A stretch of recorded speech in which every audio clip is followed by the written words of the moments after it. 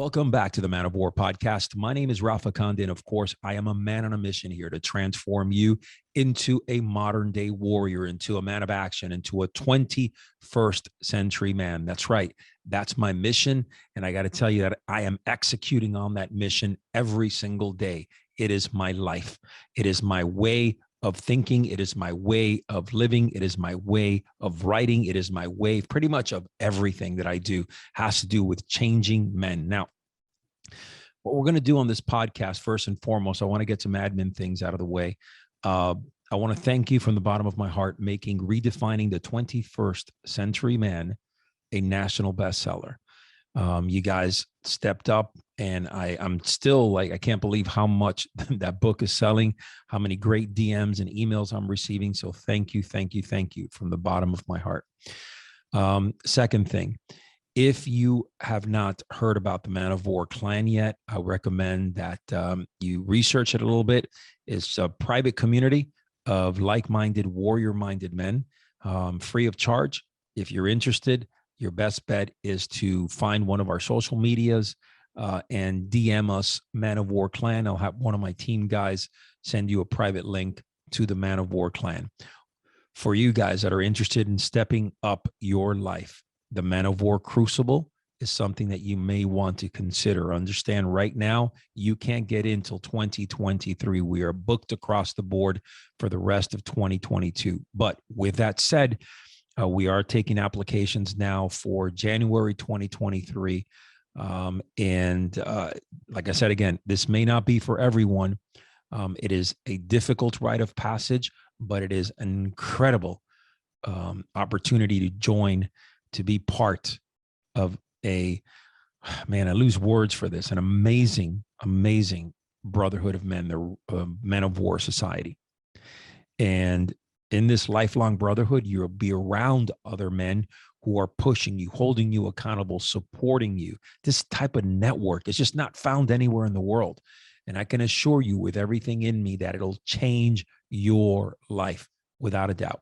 So with that said, if you feel that you are a man of honor, a man who is at a certain level in his life that wants to level up from there, a man who is ready for a very, very powerful challenge, all I can tell you here is that a Man of War Crucible and the Man of War Society is where it's at. Now, finally, there's another couple of different projects that I'm working on. I will be bringing them to your table over the next few weeks. Exciting projects that I think you're going to love. Great opportunity to build this warrior mentality. All right, so let's jump right into it. Today, it's going to be a little bit different. We're going to talk about, if you guys know, I was on vacation, and part of that vacation was taking my children to the theme park, Disney and the Universal Studios. With that said, when it comes to Disney, when it comes to Universal Studios, listen, I'm not a big fan of Disney, but kids love it. And for all intents and purposes, bottom line is that Disney is a little bit more refined and polished in certain aspects. Universal is definitely funner, but with that said, this has nothing to do with my time as my vacation. It is more about my observations through this. And I took notes. I actually, every night I would go back and I would take notes, or if I was standing in line or whatever, I took notes. And my wife was right there with me. She was agreeing everything that I was seeing. I was getting it confirmed and just making sure that what I was writing was on point. All right, now let's start off. Selfish motherfucking people. Okay. Selfish people who don't give a fuck about other people. It's out there. No matter where they come from, they're out there. They're like poison. All they care about is themselves. All they care about is what they're doing. All they care about is how fast they can get to a certain point and fuck everybody else. They'll walk over kids. They'll walk over the handicapped. They'll walk over just a whole bunch of fucking different people to get to the front of the line. They'll sneak. They'll push. This is the mentality that we have in our society. It's a fucked up mentality. I'll tell you this much. Okay. If you're stepping on other people to get to where you are, you're not walking in the warrior's path. You're basically walking a path that when that foundation breaks, you'll fall flat in your face. Listen, I'm all about pushing. I'm all about driving. I'm all about taking it to that next level, but not when it comes to walking on top of people, walking on people. That's not ethical and that's not honorable. Let's go to another thing here. People, and this is very powerful, people who can't control their fucking kids. Listen, it doesn't take too much to look at the child and know what type of person the father and the mother are. That's right. It doesn't take that much. The reality is that people, parents, that have no governance over their children. I'm talking about 3, 4, 5, 6, 7, 8. I'm not talking about little babies. I'm talking about kids, you know, that you already know at 4 years old, those kids are developing personalities. They're developing character, messy, irresponsible, nasty, rude. They don't have any type of education. They do what the fuck they want. They scream, they pout, annoying little fuckers. Okay. That's all I can say. And don't get me wrong, I have kids. I love kids, you know, and I've raised many of them. So that's not what I'm about. And I've taught kids for years and years in martial arts. But parents are the kids are a clear reflection of their parents. If your kids are spoiled and rotten and they act up in whatever environment, they're a reflection of you. That's right. You, your weak mentality, on your shortcomings, on your shitty way of parenting.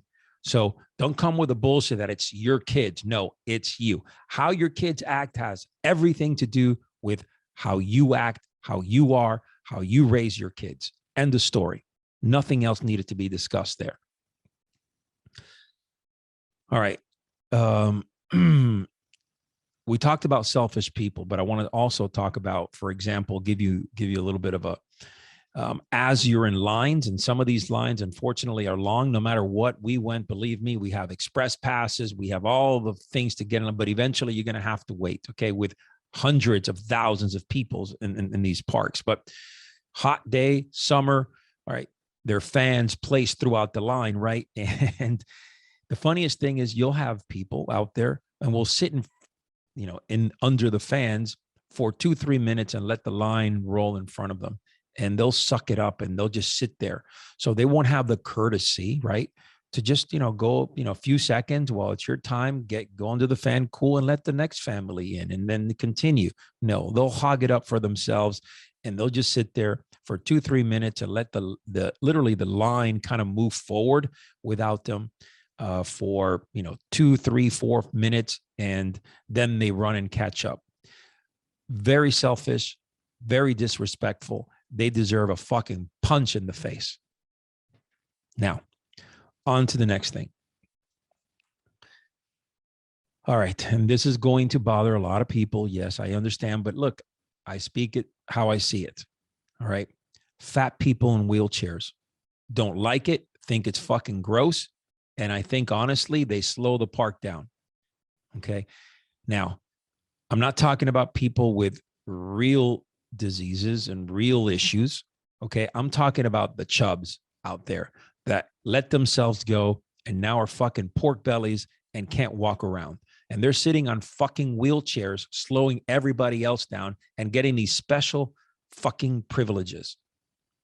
Okay. Now, listen, when you have hundreds of thousands of people and you have a fat ass in his thing and he's causing the line an extra 3 to 5 minutes, that becomes a longer wait for people that already been waiting for half hour, an hour, who knows, even 2 hours. And when you have a bunch of these turds, okay, then it becomes even more problematic. So this is the deal. If you can't fucking walk the park, okay, and you're just overweight, get in shape, get to a point in your life, okay, where you're not a greasy slime ball, okay, and completely sloppy. And guess what? Walk the fucking park like everybody else. No special fucking treatments. All right, on to the next. Most people, they move around with the herd. That's right. The crowd goes one way, and that's where everybody else is going to go, and they'll run you over to go that direction. Mentally, they don't necessarily even calculate or think about how to move to a different direction. Listen, most of the time when you follow the crowd, you're going the wrong fucking way, because typically you have some dickhead leading that crowd because he decided to go in a direction. Make your own assessment. Think about things. Typically for us, it's if the crowd is moving left, my family knows we are moving right. And 9 times out of 10, and I kid you not, we get to whatever the destination is, wherever the crowd is going twice or 3 times faster. So don't be a fucking herd fool. Don't have that herd mentality. Assess and figure out where you're headed. Don't be a follower. Let's see. Too many people, okay, are out there just gravitating to others. Let me give you an example. And I've talked about this in the past. And this is something that bothers the shit out of me, right? As warrior-minded men, we want to sit on the edge. Whenever I go into a park or a movie theater or a stadium or wherever it is, we sit on that edge. And what I'm talking about is we sit on the edge of, the seating diagram. So you're in an edge seat. My family knows that. So when these guys in Disney or in Universal or wherever, and they're telling you, hey, move all the way down, there is not a shot in hell that I'm sitting in the middle, rubbing shoulders and fucking dirty armpits with people. All right. I'm not doing it. And I'm not going to be in a position where I'm a sitting duck that I can't move in case of an emergency. So I'm always in the end. And problem is that people that walk into these parks, they just are so unaware of their surroundings. I mean it from the bottom of my heart, man. They don't care. They think that somehow they're in this park and they're okay and they're safe and nothing's going to happen. But the reality is this: shit happens anywhere and everywhere. But you decide to be a sitting duck with your family in the middle of shit, head down, unaware, just a fucking fool. An unprepared man, completely just living his life, just commonly mediocre guy with his family, never being alert. God forbid that he needed to step up. God forbid that he needed to go out there and fight or protect, or he wouldn't. He'll be smushed. He'll be destroyed. And that's the kind of man that we have walking around in our society, sadly. And I might say that some guys really look really fucking tough, tattooed it up with their arms, their sleeves and their fucking cool shit and whatever. Guess what? They're fucking pussies also. Mentally, they're the same fucking wave. How you look does not define how you think. That's for fucking sure for a lot of these guys. Let's see. No game plan. That's right. People walk into these parks. They have zero game plan. There's nothing. Listen, my wife is vicious. When she goes out there, she structures the entire day, rocking and rolling. We have destinations. There's intent. There's purpose. We're the first ones in the park. We go out there. We knock out the main rides. We don't sit and the thing is, what freaks me out is that people don't give a fuck about waiting in line for 2 or 3 hours like turds. They don't give a shit. Like, I don't even understand that. For us, man, we'll get there early in the morning, right when the park opens. We'll haul ass, get into the rides, knock out the good rides, and then have a day where we can move around and do whatever the hell we want to. But certainly, we don't need to wait in line for 2, 3 fucking hours, right? Because we get to the park late because we oversleep, right? Lazy fucks get up. Oh, it's 8:30, 9 o'clock. That's when the crowds start coming in, 9:30, 10 o'clock. And you see the mentality and you see the way that we as a society live, that 9, 10 o'clock mentality. You should be at the parks at freaking 6:37 when they open the doors, stay on grounds, pay the extra money, okay, to stay on grounds and be able to have early admission into the parks. It makes a huge difference. Tactically, I don't know how you can just trade time for money like that, because the reality is Me personally, I will trade that anytime right there. And I always talk about never trading time for money. But in this particular situation, hell yeah, you'll pay the $1,200, $1,300 a night to stay at a good hotel nearby where you can fucking get to the park earlier than everybody else. And hell, 100%. All right. So I have a little bit of a thing here. So as warriors, we travel light, right? But what I see a lot in these parks is men with these tactical backpacks. Listen, I get it, man. Cool. You know, you walk, you know, you're veteran or you're you know, cop or some shit. Oh, you know, tact dude, you know, that tactical with a backpack ready for action, everything like that. But the reality, man, look, when you're walking in a park, okay, they're not going to let you bring shit in there anyways. So you're better off moving around with either a shoulder bag or some type of fanny pack. I ride with a low profile bag around my waist where I don't have to worry about putting it down, moving around, or anything like that. If you're talking about water, hydration, and shit like that, there's water everywhere, man. You can buy it everywhere. Don't be such a fucking cheapskate. Okay. You know, some of you guys are carrying like these big backpacks. You got a family of two, like, and then your wife's carrying another backpack. I'm like, what the fuck are they doing? You know, what the fuck are they doing? Really? Food for the kids? The kids are 7, 8, 9 years old. I mean, unless they're in some like super special diet, I'm thinking, what do you have in that fucking backpack weighing you down? You know, yeah, change of clothes. Okay, fine. If you want to change of clothes, if you get wet, whatever. But I'm thinking, man, is it worth like really weighing? If some shit were to happen, okay, and these backpacks, because they look like they weigh a ton. I can see the creases in the bottom of them. And I'm thinking, and I look at my wife and I'm like saying, damn, these people are like all packed out. They're like going camping. You know, what do you have in there? You know, I know that I'd rather be moving light. If shit happens, I want to be able to move quickly and move my body and know that I can go from point A to point B without having to worry about grabbing my backpack. All right, my rucksack. That's a reality, man. That's, you know, whatever it is. Finally, listen, I'm going to get into something. Why the fuck do you wear flip-flops in a fucking park with 100,000 people in it? People will step on your toes. People will fucking step on the back. And by the time you're running, some shit happens that you're running out. You are flipping. And guys are going to tell me, yeah, I'm going to tactically take my flip-flops off and I'm going to run barefooted. Fucking asshole. No, you're not. Okay. Wear a pair of sneakers, traction, support. Just be smart about it. When you go on these rides, why are you wearing flip-flops? They fall. You got to take them. They're just, I don't get it, man. Just because you're in Florida doesn't mean you have to have a Tommy Bahama shirt, Hawaiian shirt, shorts, and flip-flops. I get it. You go to the beach, you walk around the beach. That's one thing. But when you're in a park, an active park with thousands upon thousands of people, why are you doing that? Weak-minded fool. That's all I got to say. All right, guys, I end this in a happy note. I just kind of like, I'm not trashing the parks, and but I'm just trashing the mentality and the weakness that we have going on in our society. We need more warrior-minded men. I thank you for listening to this show. Thank you for pushing the numbers of this show.